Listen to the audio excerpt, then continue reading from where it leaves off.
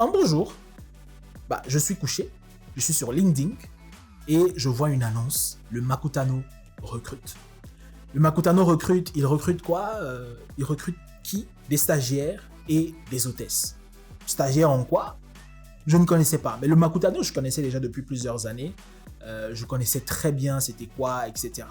Et donc, je vais donc pour postuler pour ma candidature, je m'en vais donc pour déposer mon CV. J'arrive avec 5 minutes de retard. Et à ce moment-là, il y a quelque chose de très intéressant qui se passe. C'est que je me trouve face à 200 personnes qui venaient aussi postuler pour le même travail. À ce moment-là, déjà, j'avais une confiance en moi qui était importante et donc je réponds très bien à toutes les questions.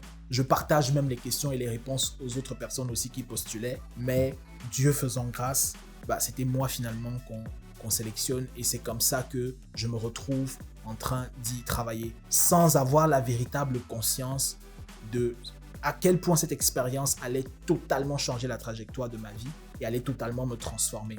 Parce que en travaillant chez Makutano, je me frotte à ma première mentor qui est Madame Nicole Soulou, qui m'a appris plusieurs valeurs dans le travail que je continue toujours à garder jusqu'à aujourd'hui. À ses côtés, j'ai appris c'était quoi de livrer un service de qualité, d'être dans les détails dans ce qu'on fait, d'être sérieux, d'être passionné, d'être endurant, parce qu'on travaillait souvent de très très longues heures. On pouvait arriver on arrivait généralement au bureau à 8 heures, mais on ne savait jamais à l'heure à laquelle on devait finir. Parfois, on pouvait terminer à 2 heures, 3 heures, 4 heures du matin. L'événement Makutano, bien après aussi, se tient lieu. Cet événement a eu un succès absolument incroyable. On avait de très grandes personnalités qui étaient là. On avait des chefs d'État qui étaient là. On avait Samuel Eto'o qui était là. Par la complicité de son protocole avec qui je m'étais loué d'amitié, j'avais volé en fait un selfie dans un ascenseur avec Samuel Eto'o. On avait un peu